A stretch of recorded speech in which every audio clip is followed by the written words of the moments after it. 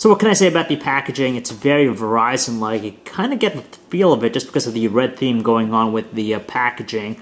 On the front, you got a cube there with the Windows logo, the Verizon one too, Nokia name on the bottom, Verizon up top. Right-hand side, you have the Nokia Lumia 928 name there, and the other side, just Windows Phone. And finally, in the rear, you have just some quick packaging contents. Comes with the Lumia 928 wall USB charger, data cable, quick reference guide, global support, and all the other nifty information you normally get.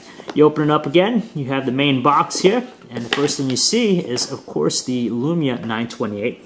It's essentially a thinner, lighter Lumia 920 with the PureView camera in place. I'm going to take a look at the handset real quick there in a moment. Underneath that, you have just the usual stuff, as they mentioned already. You have your quick start guide right here. Looks like you have your wall charger in place. With that, you have also the micro USB cable for data syncing and also for charging the handset. So here's the smartphone. As you can tell from the front, it has the same characteristic design of the Lumia 920 from before, but as I mentioned already, it's essentially a thinner, lighter version of that handset. Flat on the front, pretty much flush, uniform all around. Towards the sides, it's flat, and if you look in the back, it has the characteristic design of any of the other Lumia smartphones we've seen. Now, our version here is the white one, which does a pretty good job when it comes to smudges and fingerprints. You're not going to see it as much. It has a glossy finish, polycarbonate, and just like many of the other popular smartphones nowadays, it employs the same taper design. So basically around the sides, the edges, it angles off, and towards the middle, it levels off. So it gives that illusion of being a really thin device from the corners, but it gets kind of bigger towards the rear. It's not that bad, and still, you know, nice, decent construction to it. Decent amount of weight, it gives it a good amount of sturdiness, and it's still a pretty looking handset just because of that fashionable Lumia look to it. Let's take a look around the handset. On the right edge, you have all the buttons. You have the volume control, dedicated power button, the 2-level shutter key right there, very prominent and distinctive feel. Responsiveness is okay, not the greatest, but you kind of feel them out. The bottom is completely clean, there's nothing there.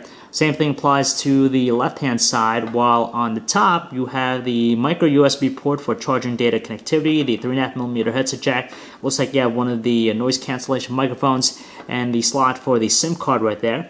On the front, you have the earpiece, a front-facing 1.2 megapixel camera, which can shoot 720p videos. Towards the bottom, you have the slit right there for the standard mic.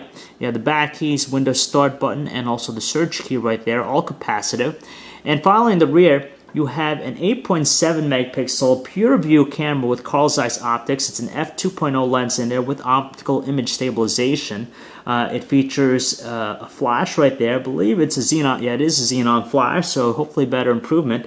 And towards the bottom, you have the notches, the micro dots right there for its internal speakerphone. Just like the 920 from before, it features a 4.5-inch Pure Motion HD Plus OLED display, WXGA HD, so it's 1280 by 768 resolution, so it's a little bit better than 720p. And just like any other OLED panels we've seen from them, it is very vibrant with its color reproduction. It does a great job with blacks, really dark. You don't have that washed out look to it, and you get those nice bright, vivid colors. And the viewing angles are really nice too, and even though it's not 1080p like most other high-end flagships out there, the 1280 by 760 resolution should do enough for this type of device. And here is the home screen. Windows Phone, of course, Windows Phone 8. It's running a dual-core processor, 1.5 gigahertz Qualcomm Snapdragon processor, 1 gigabyte of RAM, same exact setup as the 920 from beforehand. It features 32 gigabytes of internal storage. And the Windows Phone experience, of course, should be similar like any other smartphones, but has Nokia's enhancements, which makes it a little bit better in some aspects. But the bigger thing here is just the PureView camera. If you love taking photos, especially in low lighting, that f2.0 lens is definitely going to help. And when you throw in optical image stabilization, you can get a pretty nice results with the 1080p video recording quality. So just like any Windows Phone out there, the performance out of the box looks really nice, always smooth and responsive. That's typical, again, across the board with Windows Phone 8. But with the nice, beautiful looking 4.5-inch Pure Motion HD Plus display, it definitely makes it stand out. and knowing that it has a thinner, lighter package than the 920, it should appeal to some people. So we're going to test this one out a little bit more, find out how it stacks up, and especially how well its camera quality is going to come out.